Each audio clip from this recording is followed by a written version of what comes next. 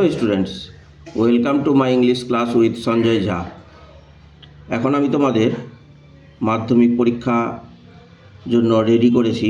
2025 সালের যে মাধ্যমিক পরীক্ষা তার কয়েকদিন মাত্র আছে, ফলে তোমাদের টেনশন প্রচুর যে কি রাইটিং করতে হবে, কি পড়বো না পড়বো। সেখান থেকে নিস্তার পাওয়ার একটাই উপায় হচ্ছে যে আমি যেটা মনে করি দীর্ঘদিনের টিউশনি পড়ানোর অভিজ্ঞতার উপরে বেস করে যা মনে হচ্ছে যে প্রসেসিং দিবে আর স্টোরি একটা দিবে এই 2025 সালের মাধ্যমিক পরীক্ষাতে। ফলে স্টোরি লেখার সময় তোমাদেরকে মনে রাখতে হবে যে স্টোরিতে যে পয়েন্টগুলো দেওয়া থাকবে শুধু সেই পয়েন্টের উপরে বেস করে লিখলেই হবে না, সেটা থেকে তোমাকে বড় করতে হবে, মানে কমপক্ষে তোমাকে 12-14টা লাইন লিখতে হবে। আর যে ভার্বগুলো দেওয়া থাকবে সেই ভার্বগুলো যাতে অবশ্যই পাস্ট টেন্সে হয়। আর যখন দুজনের মধ্যে কথোপকথন করাবে তখনই ইনভার্টেড কমার মধ্যে সেটাই হয়তো প্রেজেন্ট বা ফিউচার টেন্সে কখনো কখনো হতে পারে। অন্যথায় সবসময় তোমাকে কিন্তু ভার্বগুলোকে পাস্ট টেন্স করতে হবে। আমি তোমাদের মাধ্যমিক পরীক্ষাতে যে স্টোরি আসতে পারে সেটা অনেক ভেবেচিন্তে আমি এই দুটো স্টোরি রাইটিং সেট করেছি। আশা করছি যে দুটোর মধ্যে একটা আসবে, এটা আমার মনে হয়, কারণ এই ধরনের স্টোরি জ্ঞানমূলকও আছে আর মাধ্যমিক পরীক্ষার জন্য মোস্ট অ্যাপ্রোপ্রিয়েট। চলো দেখা যাক। দেখো স্টোরি এ পয়েন্ট হচ্ছে king Hobu complains to minister Gobu of dust covering his fit.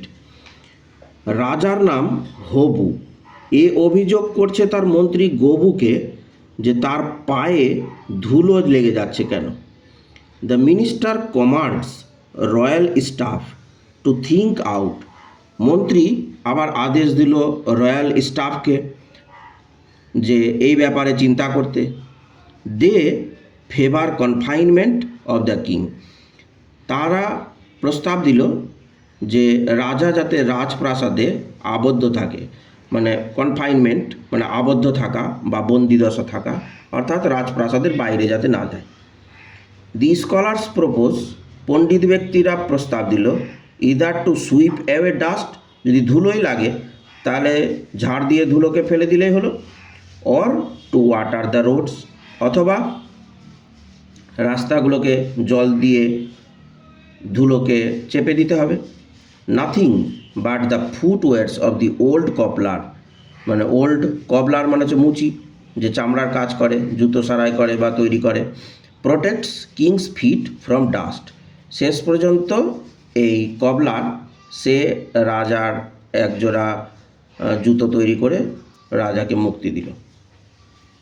আসলে এটা রবীন্দ্রনাথ ঠাকুরের লেখা একটা কবিতা, নাম জুতা আবিষ্কার। ওই জুতা আবিষ্কারের এই পদ্যটাই এখানটাতে গল্প, তাই এখানে টাইটেলও তাই দিয়েছি, দি ইনভেনশন অফ শুজ, জুতো আবিষ্কার।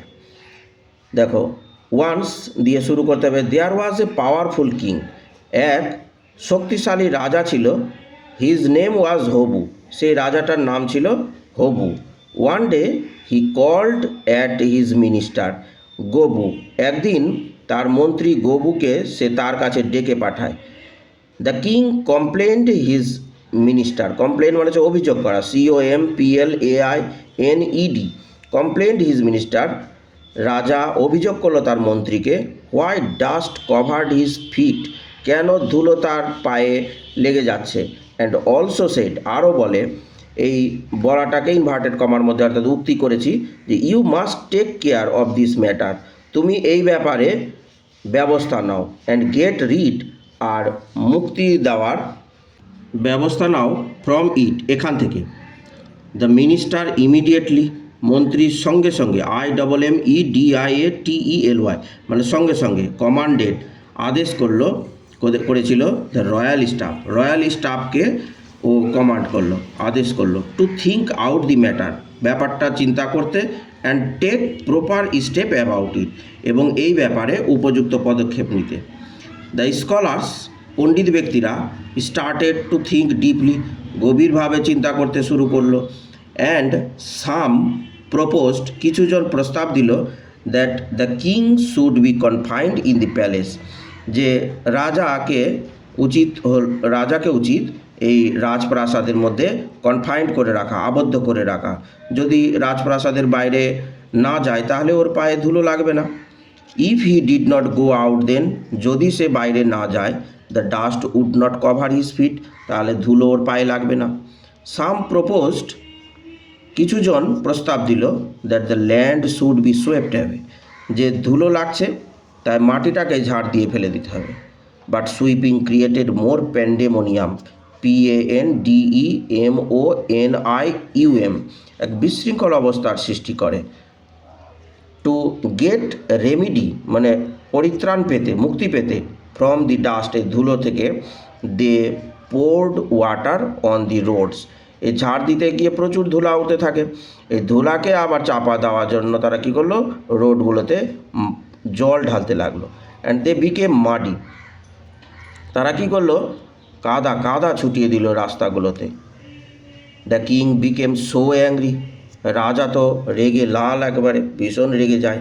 অ্যান্ড ডিক্লেয়ার্ড, ঘোষণা করে, those who will solve the problem, যারা এই সমস্যার সমাধান করবে, of this problem of dust, এই ধুলোর সমস্যা, I shall give him a valuable gift, আমি তাকে একটা মূল্যবান উপহার দিব, অ্যাজ এ রিওয়ার্ড, পুরস্কার হিসাবে।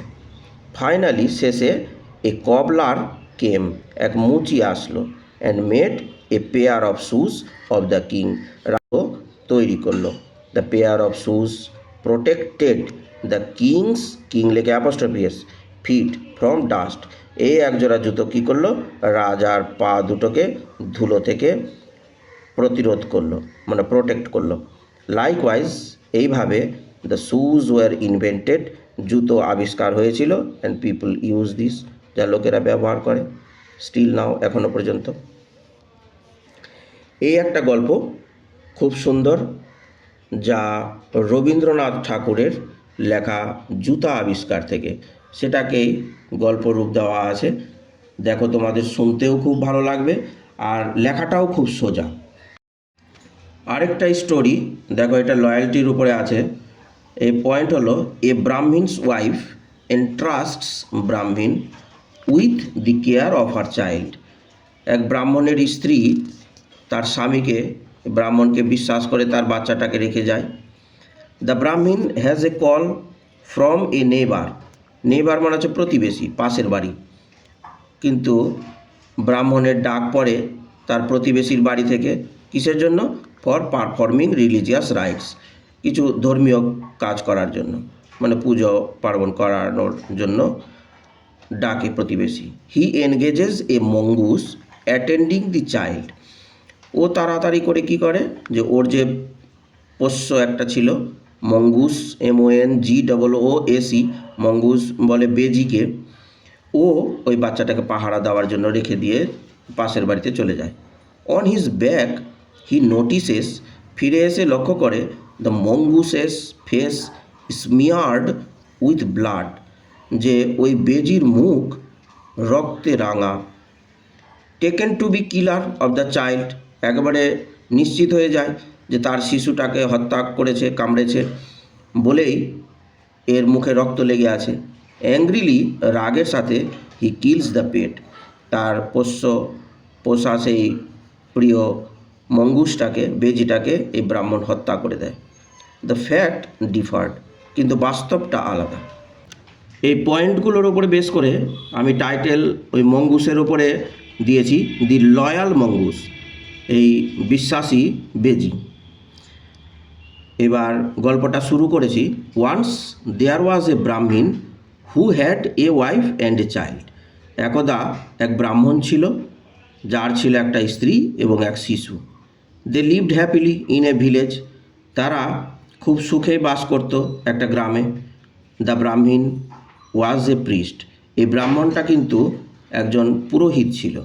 He had a pet mongoose, তার একটা পোষ্য বেজি ছিল। One day the Brahmins wife entrusted দি ব্রাহ্মণ with the care of her child, একদিন ব্রাহ্মণের স্ত্রী ব্রাহ্মণকে বিশ্বাস করে তার শিশুটাকে তার কাছে রেখে দেয় and went out to collect some dry leaves for fuel. আর বাড়ির বাইরে চলে যায় শুকনো পাতা কালেক্ট করতে, সংগ্রহ করতে জ্বালানির জন্য।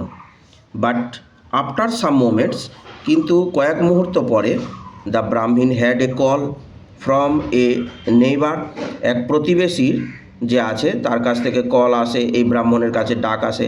কেন?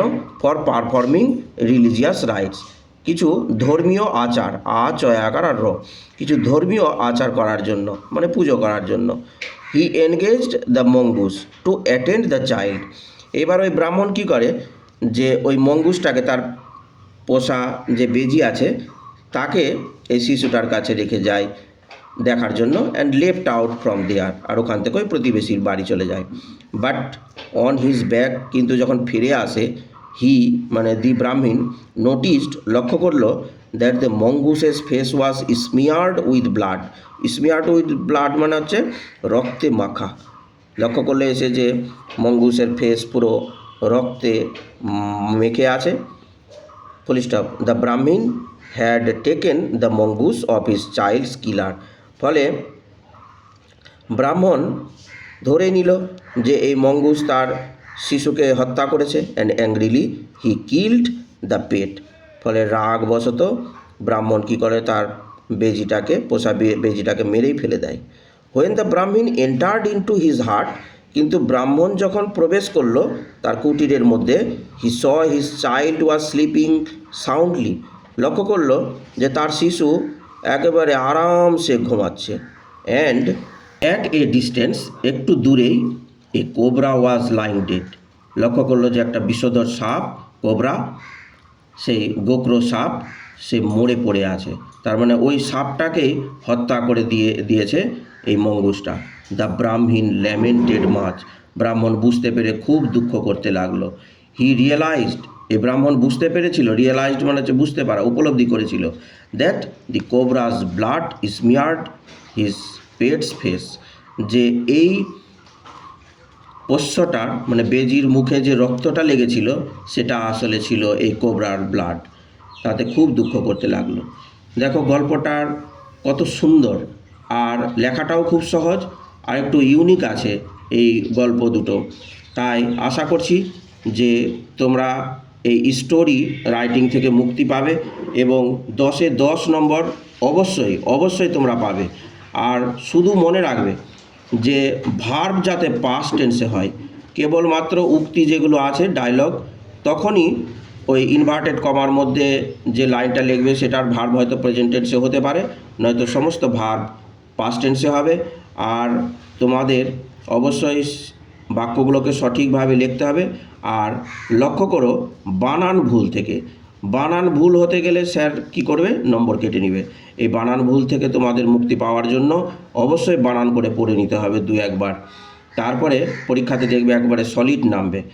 আমার এই ভিডিওগুলো পাওয়ার জন্য তোমরা অবশ্যই তোমরা সাবস্ক্রাইব করো, তাহলে আমি ভিডিওগুলো ছাড়া মাত্রই তোমাদের মোবাইলে চলে যাবে এবং তোমরা সেটাকে পড়ে ব্যবস্থা নিতে পারো, এবং তোমাদের পড়াতে অনেক উন্নতি আসবে। আর লাইক শেয়ার করতে ভুলো না। আর তোমরা আমাকে সাবস্ক্রাইব করলে, লাইক শেয়ার করতে গেলে আমি আরও এই ধরনের ভিডিও তোমাদের কাছে আমি প্রোভাইড করতে পারবো, এগিয়ে যেতে পারবো। ফলে তোমাদের সহযোগিতা আমার একান্তভাবে কাম্য। ধন্যবাদ।